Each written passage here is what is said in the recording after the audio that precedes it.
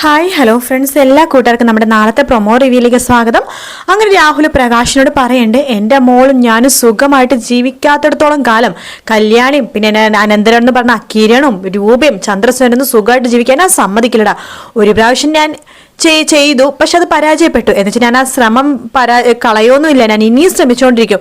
അവരൊക്കെ ഈ മണ്ണിൽ നിന്ന് മണ്ണടിയണ വരെ ഞാൻ ആ ശ്രമം തുടർന്നുകൊണ്ടിരിക്കുമെന്ന് പറയുമ്പോൾ പ്രകാശം പുച്ഛത്തോടു കൂടി തന്നെ രാഹുലിനെ നോക്കാട്ടോ. ശേഷം കല്യാണിക്ക് ഒരു മെസ്സേജ് വരുവാണ്. ഈ മാസം 19 കല്യാണി കൊല ചെയ്യപ്പെടുന്ന മെസ്സേജ്.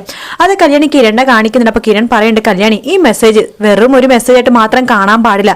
ഇനി ഇത് ഗംഗപ്രസാദ് ആണോ എങ്ങാനും ആണ് അയച്ചെന്നുണ്ടെങ്കിൽ നമ്മൾ സൂക്ഷിക്കണം. അവൻ ജയിലിൽ ചാടിയിട്ടുണ്ട് എന്ന് വേണം മനസ്സിലാക്കാനായിട്ട് എന്ന് പറഞ്ഞിട്ട് കിരൺ അതിനെക്കുറിച്ച് അന്വേഷിക്കാൻ വേണ്ടി പോവാട്ടോ. ആരാണ്, എന്താണ്, എങ്ങനെയാണ് മെസ്സേജ് അയച്ചെന്നൊക്കെ അറിയാനായിട്ടോ. കല്യാണി മീൻ ആലോചിക്കുകയാണ്, എന്നാൽ ആരായിരിക്കും മെസ്സേജ് അയച്ചത് എന്നൊക്കെ ആലോചിച്ച് കല്യാണി നിൽക്കുന്ന ഒരു പ്രൊമോ ആട്ടോ കാണിച്ചത്, വേറെ ഒന്നും കാണിച്ചില്ല.